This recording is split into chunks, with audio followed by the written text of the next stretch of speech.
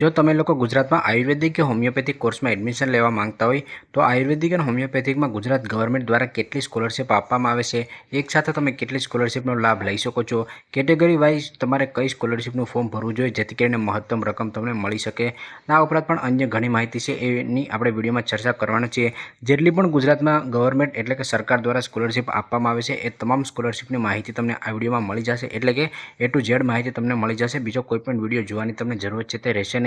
હું પહેલાં તમને જે કોલેજ છે એનું ફી સ્ટ્રક્ચર સમજાવી દઉં, એના આધારે ત્યાર પછી તમને સ્કોલરશિપ કેટલી મળશે અને તમારે કેટલી કોલેજમાં ફી ભરવી પડે એની પણ માહિતી તમે સમજી શકશો. આ ચેનલમાં તમને એડમિશનથી લઈ અને સ્કોલરશિપ સુધીની તમામ અપડેટના વિડીયો સ્ટેપ બાય સ્ટેપ આવતા હોય છે. તો જો તમે ચેનલમાં ન હોય તો ચેનલને સબસ્ક્રાઈબ કરી રાખજો.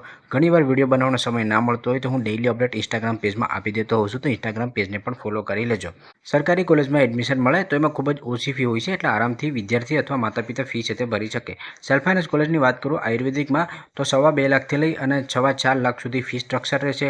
અને આયુર્વેદિકમાં મેનેજમેન્ટ કોટાની વાત કરું તો 4.5 લાખથી લઈ અને 5.5 લાખ સુધી ફી સ્ટ્રક્ચર છે તે રહેશે. આ હોમિયોપેથિકની વાત કરીએ સેલ્ફ ફાઇનાન્સ સીટમાં તો 91,000થી લઈ અને 1,80,000 સુધી ફી સ્ટ્રક્ચર રહેશે. અને મેનેજમેન્ટ કોટામાં હોમિયોપેથિકમાં 1,30,000થી લઈ અને 2.5 લાખ સુધી ફી સ્ટ્રક્ચર છે તે રહેશે. તો આ મેં તમને ફક્ત એક બેઝિક આઈડિયા આપ્યો. આ ઉપરાંત પણ જે latest college wise fee structure આ વર્ષનું તમારે જોતું હોય તો તમે અમને વોટ્સઅપ કરી શકો છો. આ ઉપરાંત પણ હું જલ્દીથી જ એક વિડીયો છે તે બનાવી દઈશ. તમે કોઈ પણ સ્કોલરશિપ માટે અરજી કરતા હોય એમાં ઘણા બધી પરિબળો કામ કરતા હોય છે, જેમ કે તમે કઈ કોલેજમાં એડમિશન લીધું છે, એનું ફી સ્ટ્રક્ચર કેટલું છે, સ્ટુડન્ટે એડમિશન લીધું તો એનો કોટા કયો હતો, ગવર્મેન્ટ સીટનો કોટા હતો કે મેનેજમેન્ટ સીટનો કોટા હતો, વિદ્યાર્થીની કેટેગરી કઈ છે, કારણ કે કેટેગરી મુજબ પણ અલગ અલગ સ્કોલરશિપ સ્કીમ અવેલેબલ છે. આવક મર્યાદા પણ લાગુ પડે છે અને સ્કોલરશિપની પસંદગી તમે કઈ રીતે કરો છો એ પણ ડિપેન્ડ હોય છે. જેમ કે મહત્તમ વધારેમાં વધારે સ્કોલરશિપ આપતી એમાં તમે એપ્લાય કરતા હોય તો તમને વધારે સ્કોલરશિપ મળે, અને જો ભૂલથી તમે કોઈ ઓછી સ્કોલરશિપ આપતી યોજનામાં એપ્લાય કરતા હોય તો તમને ઓછી રકમ છે તે મળતી હોય છે. તો પ્રથમ આપણે વાત કરીએ ગુજરાતમાં મહત્તમ સ્કોલરશિપ આપતી યોજના MYSY સ્કોલરશિપ એટલે કે મુખ્યમંત્રી યુવા સ્વલંબન યોજના. તો એમાં આયુર્વેદિક અને હોમિયોપેથિકમાં મહત્તમ 50,000 સુધી અથવા ટ્યુશન ફીના 50% છે એ મળવાપાત્ર થશે. વર્ષના તમને 12,000 રૂપિયા છે એ ફૂડબિલ એટલે કે ભોજન સહાયના મળશે, અને પ્રથમ વર્ષે સાધન સહાયના 5,000 રૂપિયા છે તે મળશે. હવે હું તમને ઉદાહરણ સાથે સમજાવું કે પ્રાઇવેટ આયુર્વેદિક કે હોમિયોપેથિક કોલેજની ફી 80,000 રૂપિયા હોય, મહત્તમ રકમ કેટલી મળશે 50,000 રૂપિયા અથવા ટ્યુશન ફીના 50%. તો જો તમારી કોલેજની વાર્ષિક ફી 80,000 રૂપિયા હોય તો તમને 40,000 મળશે, જે ટ્યુશન ફીના 50% મુજબ આધારિત રહેશે. પરંતુ જો તમારી જે કોલેજ છે એમાં તમે એડમિશન લીધું હોય મેનેજમેન્ટ કોટામાં કે SFI સીટમાં અને તમારી કોલેજની ફી 4 લાખ રૂપિયા હોય તો મહત્તમ રકમ કેટલી મળશે 50,000 રૂપિયા. તો તમને અહીંયા 50,000 રૂપિયા જ મળશે, કારણ કે એ મહત્તમ રકમ છે એટલા માટે. MYSY સ્કોલરશિપમાં એપ્લાય કરવા માટે વિદ્યાર્થીઓને ધોરણ 12માં 80 PR અથવા તો એથી વધારે PR હોવા ફરજિયાત છે. આવક મર્યાદાની વાત કરીએ તો મહત્તમ આવક મર્યાદા તમારી 6 લાખ રૂપિયા હોવી જોઈએ. 6 લાખથી નીચે 5 લાખ, 3 લાખ, 4 લાખ હોય તો એ ચાલે, પરંતુ 6 લાખથી ઉપર આવક મર્યાદા હોય તો MYSY માટે તમે અરજી છે કરી શકતા નથી. ટૂંકમાં કહું તો MYSYમાં મહત્તમ તમને 50,000 રૂપિયા સુધી સ્કોલરશિપ મળવાપાત્ર થશે. ત્યાર પછી આપણે વાત કરીએ CMMS એટલે કે માન્ય મુખ્યમંત્રી શિષ્યવૃત્તિ યોજના. તો આમાં મહત્તમ રકમ 1 લાખ રૂપિયા અથવા ટ્યુશન ફીના 50% નિયમ લાગુ પડશે. આમાં આવક મર્યાદાની વાત કરીએ તો 4.5 લાખ રૂપિયા રહેશે. MYSYમાં 6 લાખ રૂપિયા છે, CMMS સ્કોલરશિપમાં 4.5 લાખ રૂપિયા રહેશે. પરંતુ આ સ્કોલરશિપમાં એપ્લાય કરવા માટે 7 કેટેગરીમાંથી કોઈ પણ એક કેટેગરીમાં તમે આવતા હોવા જોઈએ, અને આ સ્કોલરશિપ છે એ બધા વિદ્યાર્થીને મળે એ જરૂરી નથી. આયુર્વેદિક અને હોમિયોપેથિક કમ્બાઈન કરું તો ફક્ત 200 વિદ્યાર્થીઓને જ આ સ્કોલરશિપ મળવાપાત્ર થશે. હવે જે 7 કેટેગરીની વાત કરી તો એ 7 કેટેગરી તમે અહીંયા જોઈ શકો છો. આ કોઈ પણ એક કેટેગરીમાંથી તમે આવતા હોય તો જ તમે આમાં ફોર્મ છે એ ભરી શકો છો.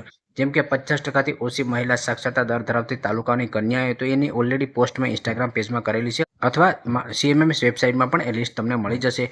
યુદ્ધ, આતંકવાદ, નક્સલવાદ જેવી ઘટનાઓમાં ફરજો દરમિયાન માર્યા ગયા હોય અને અથવા તો કાયમી રીતે વિકલાંગ થયા હોય તેવા જવાનોના સંતાનો, જેમ કે પોલીસમાં કોઈ હોય અથવા તો કોઈ ડિફેન્સમાં હોય તો એના જવાનોના સંતાનો, શ્રમિક વાલીના બાળકો કે જેની પાસે નિર્માણ કાર્ડ હોય તો એને પણ મળવાપાત્ર થશે. આ જે ત્રીજી કેટેગરી છે નિર્માણ કાર્ડ, તો એ તમામ વિદ્યાર્થીઓ એની માટે અરજી કરી શકે છે. એના પર ઓલરેડી સ્પેશિયલ વિડીયો બનાવેલો છે કે તમારે નિર્માણ કાર્ડ કઈ રીતે મેળવવું, એ તમને સ્કોલરશિપ પ્લેલિસ્ટમાં એ વિડીયો તમને મળી જશે.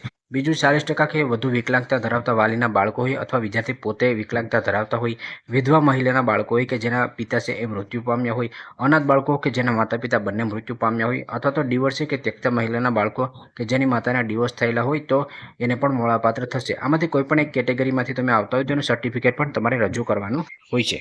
CMMS સ્કોલરશિપમાં મહત્તમ તમને 1 લાખ સ્કોલરશિપ છે તે મળવાપાત્ર થશે. જેમ કે તમારી કોલેજની ફી 3 લાખ રૂપિયા હોય કે 4 લાખ રૂપિયા હોય તો મહત્તમ તમને 1 લાખ રૂપિયા સહાય છે તે મળશે. થંબનેલમાં તમે વાંચ્યું જ હશે કે મેં લખ્યું હતું કે મહત્તમ 1.5 લાખ સહાય તમને આયુર્વેદિક અને હોમિયોપેથિકમાં મળે છે. તો જો વિદ્યાર્થી MYSY અને CMMS બંને સ્કોલરશિપમાં એલિજિબિલિટી ધરાવતા હોય તો બંનેમાં એપ્લાય કરી શકે છે અને 1.5 લાખ સુધી સહાય મેળવી શકે છે. ત્યાર પછી આવશે ફ્રી સિપ કાર્ડ યોજના. તો આ ફક્ત SC અને ST કેટેગરીના વિદ્યાર્થીઓને જ લાગુ પડશે. તો આમાં જેટલી પણ કોલેજની ફી હોય છે એ સંપૂર્ણપણે માફ થઈ જશે. એટલે કે એની ટ્યુશન ફી છે એ વિદ્યાર્થીને ભરવાની રહેતી નથી. લાયકાતની વાત કરીએ તો આ ફક્ત SC અને ST કેટેગરીના વિદ્યાર્થીઓને જ લાગુ પડશે. આવક મર્યાદાની વાત કરીએ તો એમાં આવક મર્યાદા ઉપર આ વખતે ઘણા બધી ચેન્જીસ થઈ ગયા છે. તો SC અને ST કેટેગરીના વિદ્યાર્થી ભાઈઓ બહેનો ફ્રી સિપ કાર્ડ ઉપર બનેલા સ્પેશિયલ વિડીયો છે આ વર્ષના નિયમો સહિતના, એ વિડીયો ખાસ તમે જોઈ લેજો. આવક મર્યાદા છે એમાં પણ વધારો થયો છે તો એ વિડીયો પણ તમે જોઈ શકો છો. ટૂંકમાં કહું તો SC અને ST કેટેગરીના વિદ્યાર્થી ભાઈઓ બહેનો ફ્રી સિપ કાર્ડની મદદથી એડમિશન લે તો કોલેજમાં એને કોલેજની ફી છે એ ભરવાની રહેતી નથી. કોઈપણ વિદ્યાર્થી YSY, CMMS કે ફ્રી સિપ કાર્ડ યોજનામાં લાયકાત ના ધરાવતા હોય તો એ તમામ વિદ્યાર્થીઓ ડિજિટલ ગુજરાત સ્કોલરશિપમાં એપ્લાય કરી શકે છે. SC ST વિદ્યાર્થીઓ છે ફ્રી સિપ કાર્ડ યોજનામાં અથવા તો પોસ્ટ મેટ્રિક સ્કોલરશિપ યોજનામાં એપ્લાય કરી શકે છે. OBC, EBC, EWS કેટેગરીના વિદ્યાર્થીઓ PM SSP સ્કોલરશિપ યોજનામાં એપ્લાય કરી શકે છે. અને DNT કેટેગરીના વિદ્યાર્થીઓ છે એ BCK 325 યોજનામાં એપ્લાય કરી શકે છે, જેમાં વાર્ષિક એને 50,000 રૂપિયા છે મળવાપાત્ર થશે. હવે તમને કેટલી સ્કોલરશિપ મળશે તો એ તમારી કોલેજની ફી અને વિદ્યાર્થીની કેટેગરી ઉપર ડિપેન્ડ થતી હોય છે. જે તમારી 5,000થી લઈને 20,000, 30,000 સુધી પણ જઈ શકે છે. જો તમે લોકો MYSY અને CMMS સ્કોલરશિપ યોજનામાં એપ્લાય ના કરતા હોય તો ડિજિટલ ગુજરાત સ્કોલરશિપની સાથે ફૂડ બિલ સહાયમાં પણ એપ્લાય કરવાનું હોય છે, કે જેમાં ફૂડ બિલના વર્ષના 12,000થી લઈ અને 15,000 રૂપિયા મળવાપાત્ર થશે. અને સાધન સહાય તરીકે પણ તમે ડિજિટલ ગુજરાત સ્કોલરશિપમાં એપ્લાય કરી શકો છો. એટલે કે જો તમે MYSY, CMMS કે અન્ય સ્કોલરશિપ યોજનામાં એપ્લાય ના કરતા હોય તો તમારે ડિજિટલ ગુજરાત સ્કોલરશિપ પોર્ટલ ઉપર પહેલાં પોસ્ટ માસ્ટર સ્કોલરશિપનું ફોર્મ ભરવાનું છે, ત્યાર પછી ફૂડ બિલ સહાયનું ફોર્મ ભરવાનું છે અને ત્યાર પછી સાધન સહાયનું ફોર્મ છે તે ભરવાનું રહેશે. આ ઉપરાંત પણ કોઈ ભાઈ કે બહેન હોય કે જેને સ્કોલરશિપ રિલેટેડ કે એડમિશન રિલેટેડ કોઈ પણ પ્રશ્ન હોય અથવા તો મૂંઝવણ હોય તો એ લોકો અમારી પર્સનલ પેડ કાઉન્સેલિંગમાં પણ જોડાઈ શકે છે, જેના માટેના નંબર તમને ડિસ્પ્લેમાં અને ડિસ્ક્રિપ્શનમાં મળી જશે. અહીંયા ટૂંકમાં તમને એની બેઝિક માહિતી મળી જશે, જેમ કે MYSYની સાથે તમે CMMS સ્કોલરશિપનો લાભ લઈ શકો છો. ફ્રી સિપ કાર્ડ છે એ ફક્ત SC અને ST કેટેગરીના વિદ્યાર્થીઓને લાગુ પડશે. ડિજિટલ ગુજરાત પોર્ટલમાં તમામ કેટેગરીના વિદ્યાર્થીઓ એપ્લાય કરી શકે છે અને MYSY સ્કોલરશિપ છે એમાં પણ તમામ વિદ્યાર્થીઓ એપ્લાય કરી શકે છે. આ ઉપરાંત અન્ય યોજના છે સન્માન પોર્ટલની, જેમાં લેબર સ્ટુડન્ટ એપ્લાય કરી શકે છે. તો મેં અગાઉ તમને વાત કરી હતી ઈ-નિર્માણ કાર્ડ. તો જો તમે લોકો ઈ-નિર્માણ કાર્ડ કઢાવી લેતા હોય અને તમે CMMS સ્કોલરશિપમાં અરજી કરવા ના માંગતા હોય તો તમે લોકો શિક્ષણ સહાય યોજનામાં પણ એપ્લાય કરી શકો છો, જેમાં મહત્તમ 50,000 રૂપિયા સુધી સ્કોલરશિપ મળવાપાત્ર થશે. તો આમાં કોઈ પણ બાંધકામ શ્રમિક હોય કે ઈ-નિર્માણ કાર્ડ ધરાવતા હોય તો એ તમામ વિદ્યાર્થીઓ એપ્લાય કરી શકે છે. અને જ્યારે વિદ્યાર્થીઓની કોલેજમાં એડમિશન થઈ જાય ત્યારથી લઈ અને 6 મહિના સુધી આના ફોર્મ ચાલુ હોય છે. એટલે કે 6 મહિના સુધી તમે અરજી છે કરી શકો છો. આમાં મહત્તમ રકમ 50,000 રૂપિયા મળવાપાત્ર થશે. શિષ્યવૃત્તિ અરજી ક્યારે કરવી, અરજીનું ફોર્મ કઈ રીતે ભરવું, અરજી કરતી વખતે તમારે કઈ કઈ બાબતો ધ્યાનમાં રાખવી અને આગળ તમારી રકમ જમા થાય ત્યાં સુધી શું ધ્યાનમાં રાખવું જોઈએ, તો એના પર દર વર્ષે હું સ્ટેપ બાય સ્ટેપ વિડીયો બનાવતો હોઉં છું. આ વર્ષે આયુર્વેદિક હોમિયોપેથિકમાં તમે એડમિશન લેશો તો તમારા જે સ્કોલરશિપ માટેના ફોર્મની પ્રોસેસ છે એ ઓગસ્ટ મહિના પછી ચાલુ કરવામાં આવશે. મેં જેટલી પણ યોજનાઓની વાત કરી એ તમામ યોજનાઓ માટેના ફોર્મ છે એ ઓગસ્ટ મહિના પછી ચાલુ કરવામાં આવશે. જ્યારે પણ ચાલુ કરવામાં આવશે એટલે હું 100% તમને લોકોને ઇન્સ્ટાગ્રામ પેજમાં અપડેટ છે તે આપી દઈશ અને યુટ્યુબ ચેનલમાં પણ અપડેટ છે તે આપી દઈશ. તો જો તમને આ વિડીયો પસંદ આવે તો લાઇક કરજો અને ચેનલમાં ન હોય તો ચેનલને સબસ્ક્રાઈબ કરવાનું ભૂલશો નહીં.